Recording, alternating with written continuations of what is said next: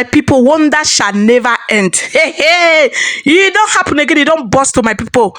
No be small matter as I dey talk to Nana, everywhere don't scatter, table don't shake, oh. Hey, hey.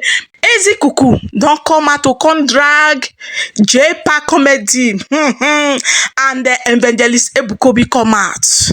No be small something. He say Ebuka Obi na ponto. He say Jpac. I'm on a nyono. My people, wahala dey for inside this video. No be wetin I go use my mouth to narrate my people. This matter iwe igele is tie kokoshu. No be small kokoshu. Even wear makeup join my people. Make una just hear everything for the horse's mouth. Ọ na-agba m anya mmiri n'ụwa kịta na-epromote evil, na-epromote ihe ọjọọ, na-epromote ekworo na anya ukwu. Ngwa watch ya na video a, ihe video Ebuka Obi, Evangelist Ebuka Obi, ebe ọ na-ekwu against Yahoo, na-ekwu against fraudster, na like ya pụta ego iwetara na Yahoo jee nye n'ọnụ ụka. N'iwu megidere na abụmọnụ ya eme gịnị ya abụ nke gị, mana ọ bụ na ọnwa dibịa butere oke ite gwọọ ọgwụ na Facebook, bute oke awele gwọọ ọgwụ, bute udu akọ mmiri gwọọ ọgwụ, bute aba gwọọ ọgwụ maka ndị Yahoo, bute ịchaka mmụọ gwọọ ọgwụ. Ife ga na-ekwu na comment section bụ ride on, keep up the good work, you are doing well, ride on, nwa Chineke. And I see a ride on somebody that is promoting evil na Igbo. Now promote evil no kite. And the danger, the danger. Not just because of gini na like evil. Man, any video I get that Ebuka Obi mere omaga viral because of gini. No kuru nke bu gini ezioku ma ku ezioku ase Jpac eme gini ka egbuo. Eze Ikuku. Mwana bata. Special message to MC Jpac. Oka munono. Na opu okwa kpo no oka munono. Jpac na promote egwu Ebuka Obi. No na-ekwu maka ndị Yahoo. Na ibute ego niile dị n'ụwa. O wee bụ na ị na-eme Yahoo na ịbụrụ mmadụ. Jpac okwa munono. Ebuka Obi ka ife ọ na-alụ mgbe Ebuka Obi ọ na-atụ akwụkwọ. Jpac okwu n'ọnụ.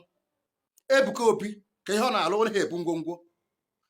Jpac okwu n'ọnụ ka Ebuka na-arụ ọ na-akpọ ntu. Ọ na-ekwu maka ndị ntu.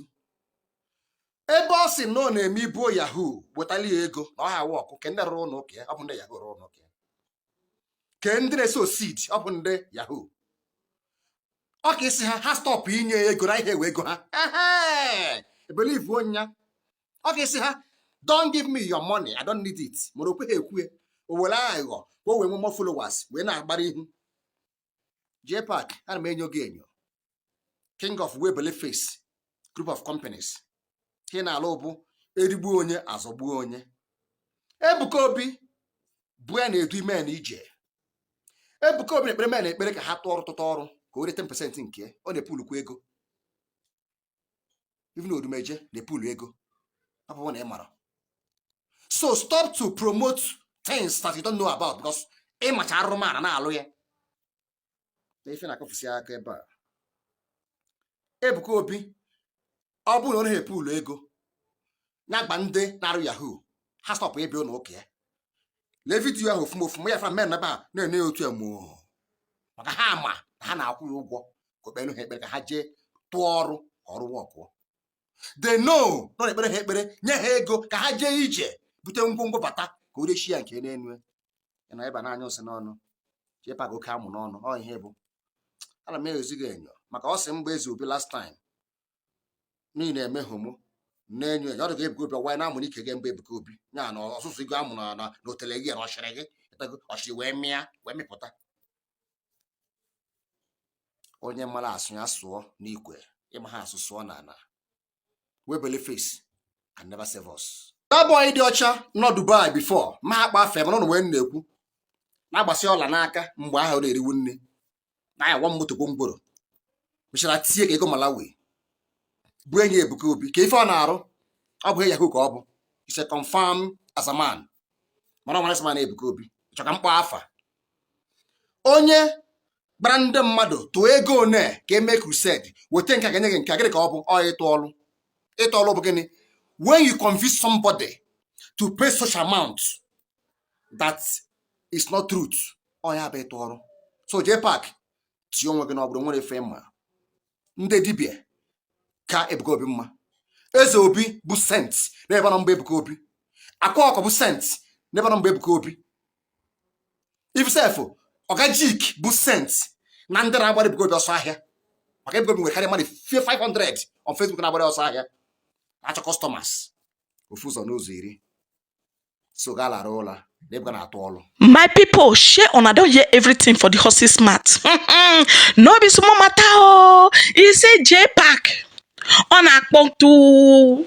He say Jpac na two-faced man. Na Jpac be. You go see this one, you go talk, go here. You go see white, you go say na black. You go see black, you go say na white. Say na so Jpac be. Say wetin Jpac dey talk.